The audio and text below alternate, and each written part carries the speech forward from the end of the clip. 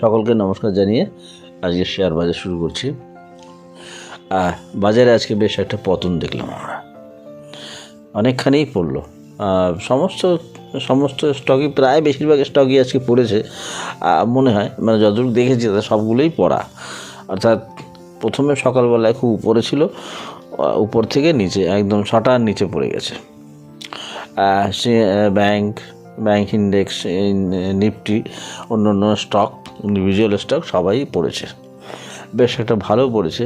অর্থাৎ যদি দেখা যায়, আমি একটু আজকে অন্যভাবে বলছি, কেননা বাজারটা কেন পড়লো। যদিও আমি নিফটি, ব্যাংক নিফটি পড়ার কথা বলেছিলাম, সেটা পড়েছে। তো যাই হোক, আজকে ওইভাবে আর বলছি না, আজকে পড়েছে, পড়ার সম্ভাবনা ছিল মনে হয়েছে, আমি বলেছি এবং পড়েছে।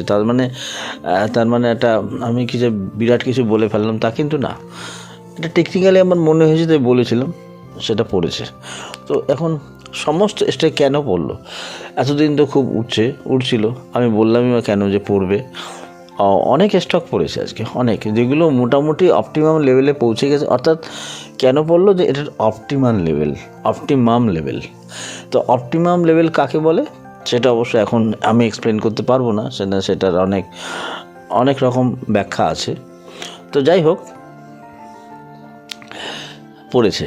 এবং আমি আজকে যেটা করেছি, যে আমি সকালবেলায় আইআরএফসি কিনেছিলাম এবং শেষে আমি কিছু বেচেও দিলাম।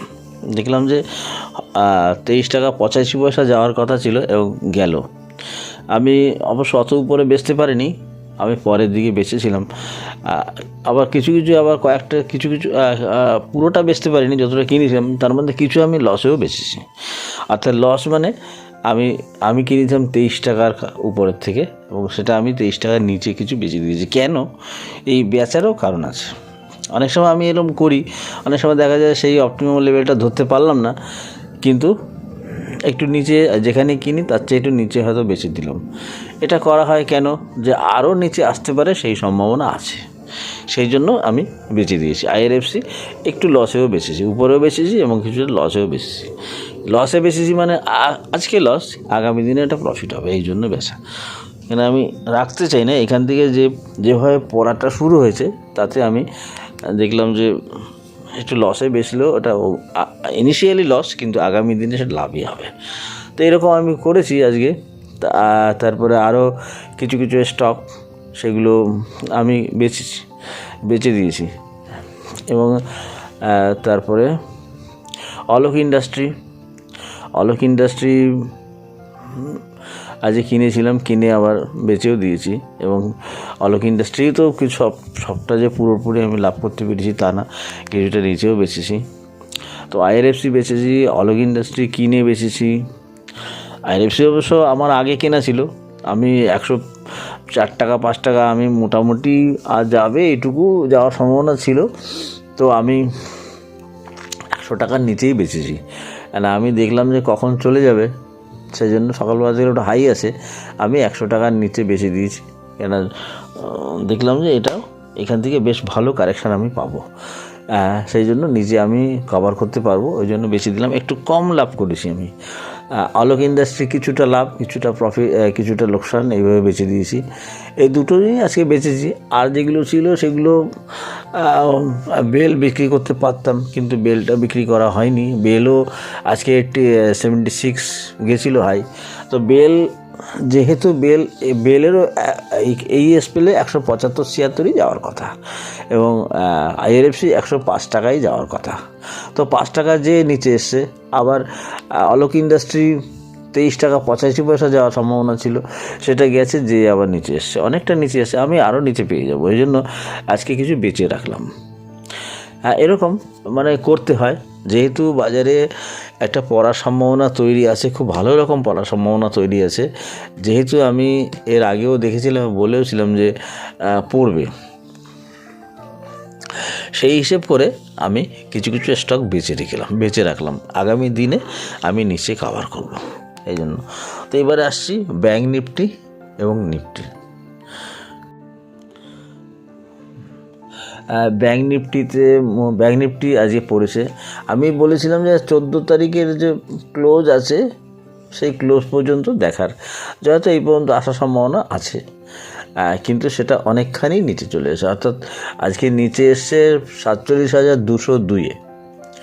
অর্থাৎ আগের একটা 5 তারিখে একটা হাই আছে, 5 তারিখে হাই আছে 47,230, আর ক্লোজ হয়েছে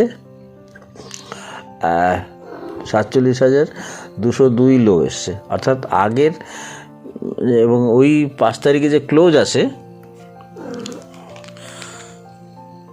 5 তারিখের ক্লোজ হচ্ছে ক্লোজ 47,012, ঠিক 47,012, আর এদিকে এসছে, আর হাই হচ্ছে 47,230, তো 230-এর একটু নিচে এসছে। দুটো, এবং কিন্তু এখান থেকে একটা বেশ রিবাউন্ড করেছে, এবং রিবাউন্ডটা কোথায় করেছে সেটা হচ্ছে 14 তারিখের ক্লোজ আছে, ক্লোজ না, ওপেনের নিচে, অর্থাৎ 47,445 একটা রিবাউন্ড করেছে, কিন্তু 14 তারিখের ওপেনের নিচেই আছে, অর্থাৎ উপরে যেতে পারেনি, ক্রস করতে পারেনি। অবশ্য আজকে পারবেও না, এটা ঠিকই, আজকে পারার কথাও না, কারণ এখানে সময় যেটা আছে, সময় কিন্তু এখনও আজকে যেটা পড়লো সেই পড়াটা কিন্তু আগের দিনের আজকে না, এটা পড়াটা শুরু হয়েছিল অ্যাকচুয়ালি কালকের থেকে হওয়া দরকার, গতকাল থেকেই হওয়ার কথা, কিন্তু তার আগের দিন থেকে হয়েছে, অর্থাৎ গত পরশু দিন থেকে পড়া শুরু হয়েছে, এবং কালকে অ্যাকচুয়ালি পড়ার ইয়েটা ছিল, সময়টা ছিল কাল থেকে, তো কালকেও পড়েছে, আজকেও পড়লো, অর্থাৎ যেই পড়াটা হলো এখান থেকে একটা পুলব্যাক হওয়াটা খুব স্বাভাবিক। পুলব্যাক হওয়াটা খুব স্বাভাবিক, এবং এখান থেকে এই যে এই পড়াটা কিন্তু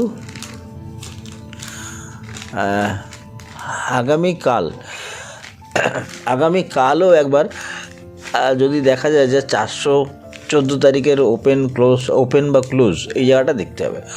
সম্ভবত এখান থেকে ওঠাটা 14 তারিখের ওপেন থেকে ক্লোজ এর মধ্যেই থাকার সম্ভাবনা থাকবে। এর উপরে মনে হয় ক্রস করলেও এটা উপরে উঠে যাওয়ার সম্ভাবনা থাকবে না, কেননা এখান থেকে একটু সময় নেবে, 2 দিন অ্যাটলিস্ট সময় নেবে। তবে নিচে যেটা এসছে, আমার মানে নিচের জায়গাটা যেখানে এসছে সেটা স্টে করে যাবে, এখান থেকে এটা আর যাবে না। কিন্তু এর সবচেয়ে স্ট্রং সাপোর্ট হচ্ছে, সম্ভবত এই জায়গায় আসতে পারে, এর স্ট্রং সাপোর্ট হবে 5 তারিখের ক্লোজ। 5 তারিখের ক্লোজ হচ্ছে 47,012, এইটা হচ্ছে খুব স্ট্রং সাপোর্ট, এবং এই জায়গাটা থেকে একবার হয়তো এখানেও আসতে পারে, 47,012 এই জায়গাটা আসতে পারে,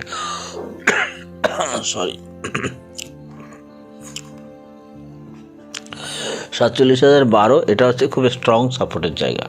তা আমার মনে হয় এই জায়গাটা ব্রেক করবে না, হয়তো যদি একবার 14 তারিখের, আমি ক্লোজ পর্যন্ত বলছি, ক্লোজ ক্রস করতে হয়তো পারবে না, সেখান থেকে আরেকবারে 47,012 এখানে আসার সম্ভাবনা থাকবে।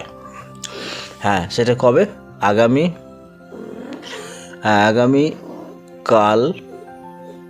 আগামীকাল তারপরের দিন থেকে একটা ওঠার নতুন সম্ভাবনা তৈরি হবে। তো কালকে পর্যন্ত আরেকবার নিচে আসতে পারে, তবে 14 তারিখের ক্লোজ, ম্যাক্সিমাম ক্লোজ হয়তো যেতে পারে, সেখান থেকে আরেকবার 47,012 আসার সম্ভাবনা। তো এই হচ্ছে ব্যাংক নিফটি। এবার আসছি নিফটিও একটা বেশ বড় পতন হয়েছে, তবে লো হয়েছে কত? 21,087, আর ক্লোজ হয়েছে 21,150। আর 14 তারিখের, আমি 14 তারিখের আপাতত বলছি কেন, তো এটা একটা খুব স্ট্রং সাপোর্ট এবং রেজিস্ট্যান্স জায়গা, আর ওপেন হচ্ছে 21,110, আর উপরে দাঁড়িয়েছে 150, অর্থাৎ ক্লোজ হচ্ছে, এর ক্লোজ 182, তো ক্লোজের নিচেই দাঁড়িয়েছে, অর্থাৎ ক্লোজ ক্রস করতে পারেনি না, সেই জন্য আরেকবার যে নিচে আসবে সেটা একটু বলা যেতে পারে, একটু সম্ভাবনা রয়ে গেল। এটা কীরকম হবে?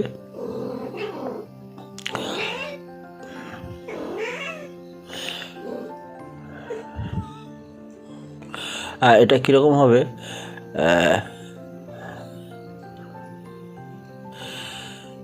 হ্যাঁ, কালকের দিনটাও একটা পড়ার সম্ভাবনা থাকবে এবং আশা করে আমার মনে হয় এখান থেকে যেটা হয়েছে 14 তারিখের ক্লোজটা ব্রেক হতে পারেনি, উপরে দাঁড়াতে পারেনি, তাহলে আরেকবার নিচে আসার সম্ভাবনা আছে। সেটা কোথায় সবচেয়ে স্ট্রং সাপোর্ট হবে এই জায়গাটায়, সেটা স্ট্রং সাপোর্ট হচ্ছে হাই হচ্ছে ক তারিখের 11 তারিখের হাই যেটা আছে সেটা 21,026। তো 21,026 অথবা 21,026 অথবা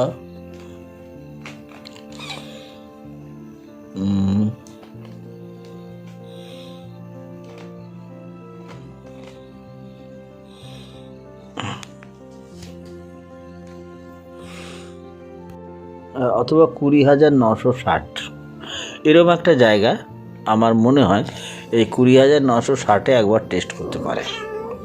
হ্যাঁ, এবং সেটা হয়তো আগামীকালই এটা হয়ে যাওয়ার সম্ভাবনা আছে। যদি হয়ে যায় তাহলে একটা নতুন করে পুল ব্যাক হওয়ার সম্ভাবনা আছে।